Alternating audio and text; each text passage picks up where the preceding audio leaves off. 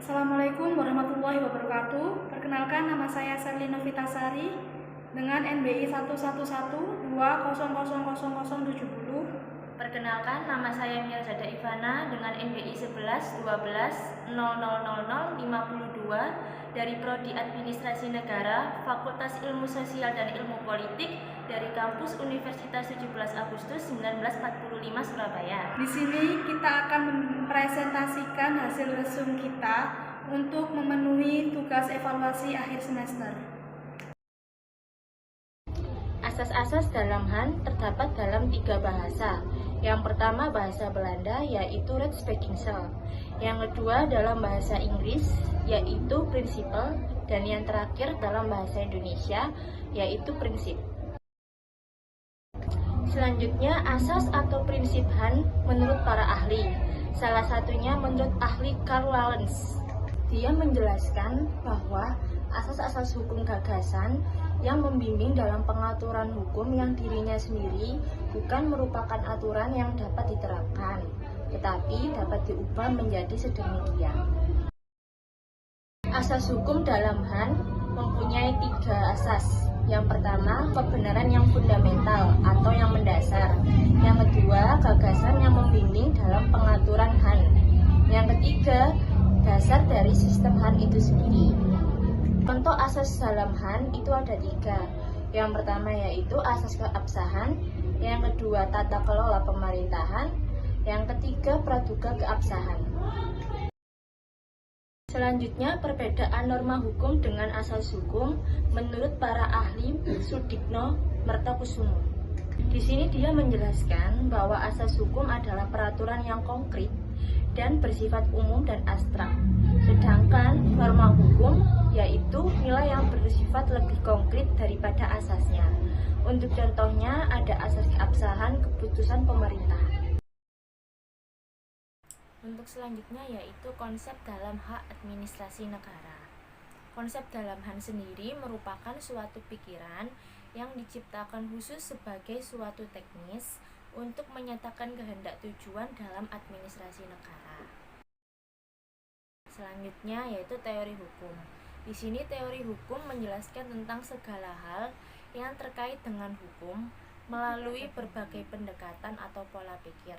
Contoh dalam teori hukum ini yaitu teori keabsahan, perbuatan pemerintah, dan teori melebur dalam pengambilan keputusan pemerintah. Asas legalitas dalam HAN. Yang pertama, asas bertindak sesuai dengan peraturan perundang-undangan yang menyangkut wewenang, prosedur, dan substansi. Yang kedua, asas bertindak sesuai dengan hukum dengan alat ukur peraturan perundang-undangan dan asas-asas umum pemerintahan yang baik. Diskresi merupakan kebiasaan mengambil keputusan sendiri dalam setiap situasi yang dihadapi. Diskresi tidak bertentangan dengan ketentuan peraturan perundang-undangan. Oleh sebab itu, sekalipun terdapat kebebasan dalam mengambil diskresi, namun harus tetap sesuai.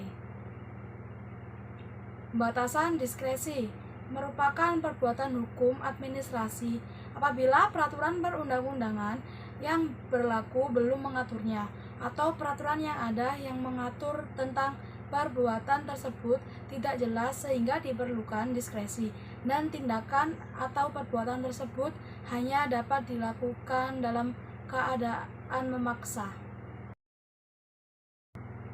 Peraturan kebijaksanaan bukan peraturan perundang-undangan, tidak mengikat hukum secara langsung tetapi mempunyai relevansi hukum. Dikaitkan dengan penggunaan diskresi. Diskresi terdapat dalam ruang gerak dalam batas-batas tertentu. Tujuan diskresi. Yang pertama, melancarkan penyelenggaraan pemerintahan. Yang kedua, mengisi kekosongan hukum.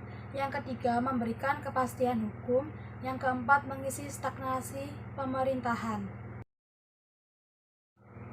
Dampak diskresi. Dampak positif, urusan pemerintahan lancar, efektif, dan efisien.